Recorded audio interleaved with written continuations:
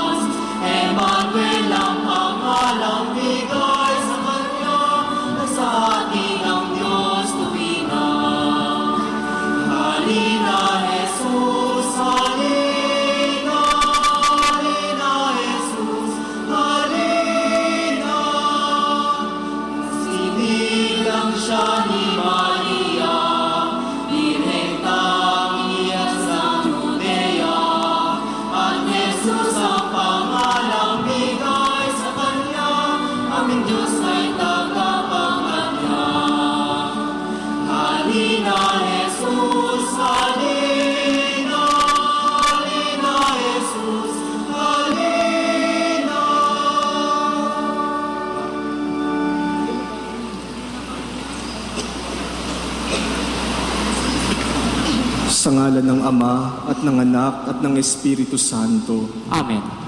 Sumainyo ang Panginoon. At sumaiyo rin. Mga minamahal na kapatid, 3 araw na lamang at Pasko na. Kaya naman kasama ng mahal na Birheng Maria, patuloy tayong manabik at maghanda sa pagdating ng Panginoon. Ngunit ang Panginoong ating hinihintay na darating ngayong Pasko ay dumarating na ngayon sa ating pagtitipon. Kaya naman ihanda natin ang ating mga sarili na tanggapin siya sa misang ito. Pakumbaba nating aminin ang ating mga kasalanan at hilingin natin sa Diyos ang kanyang awa at kapatawaran.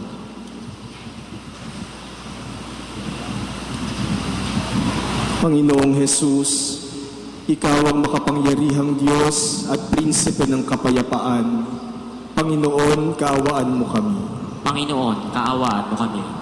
Panginoong Hesus, Ikaw ang anak ng Diyos at anak ni Maria. Kristo, kaawaan mo kami. Kristo, kaawaan mo kami. Panginoong Jesus, Ikaw ang salitang nagkatawang tao at ang luwalhati ng Ama. Panginoon, kaawaan mo kami. Panginoon, kaawaan mo kami. Kaawaan tayo ng makapangyarihang Diyos. Patawarin ang ating maraming kasalanan at patnubayan tayo sa buhay na walang hanggan. Amen.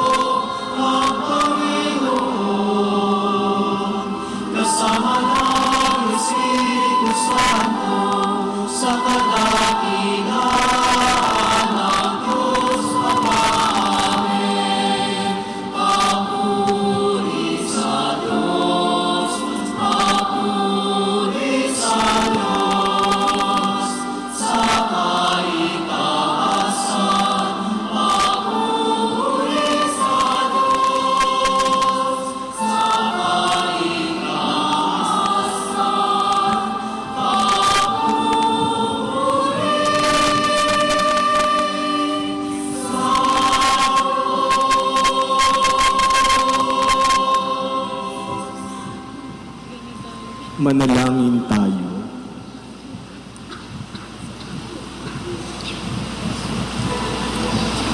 Ama naming makapangyarihan, Niloob mong sa pagdating ng iyong anak ay matubos ang sangkatauhang nakita mong sa kamatayan na sadlak.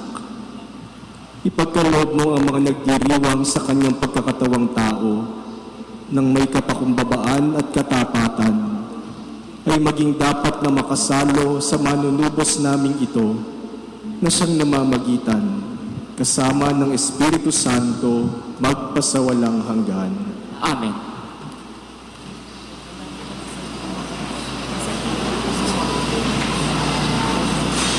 Napuspos ng galak at pasasalamat ang puso ni Ana dahil sa tinanggap niya ang kaloob na sanggol na lalaki, ang pag-aalay niya sa bata sa Diyos, at ang imno ng pagsasalamat sa salmong tugunan ay nagbapadya ng pagpapakilala sa pagpapasalamat ni Maria sa Panginoon sa kanyang Magnificat. Pagbasa mula sa unang aklat ni Samuel. Noong mga araw na iyon, nang maawat na si Samuel, dinala siya ng kanyang ina sa templo sa Silo. Nagdala pa siya ng isang torong 3 taon, 36 na litrong harina, at isang pitsil na alak. Nang naihandog na ang baka, dinala nila kay Eli ang bata. Sinabi ni Ana, "Kung natatandaan niyo, ako po yung babaeng tumayo sa tabi ninyo noon at nanalangin sa Panginoon. Idinalangin ko sa kanya na ako'y pagkalooban ng anak at ito po ang ibinigay niya sa akin. Kaya naman po, inihahandog ko siya sa Panginoon upang maglingkod sa Kanya habang buhay." Pagkatapos nito, nagpuri sila sa Panginoon. Ang salita ng Diyos. Salamat sa Diyos.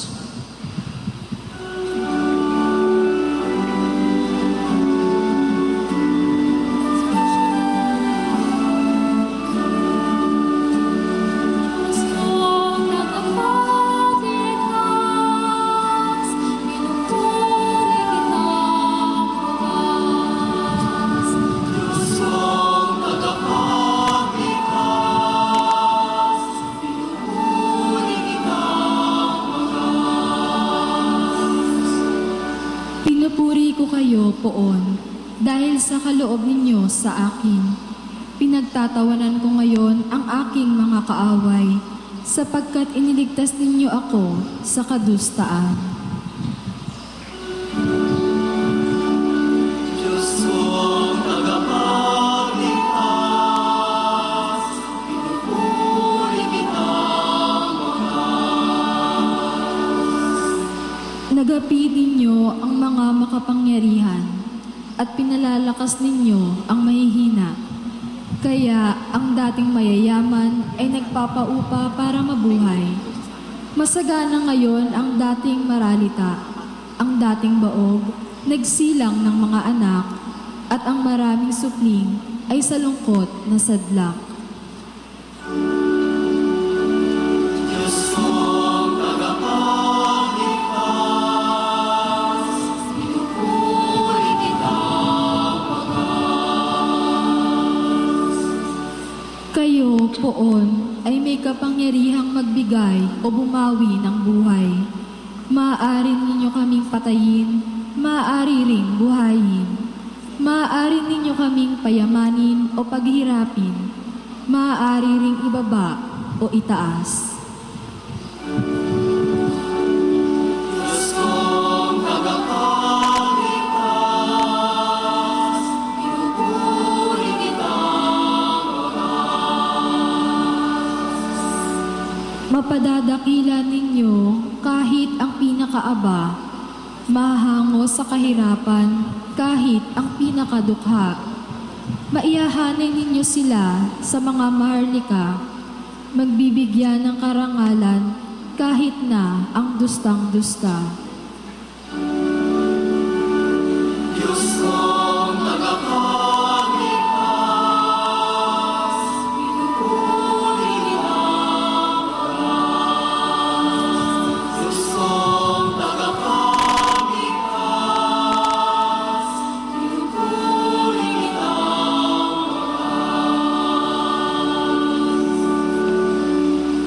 Magsitayo na po ang lahat.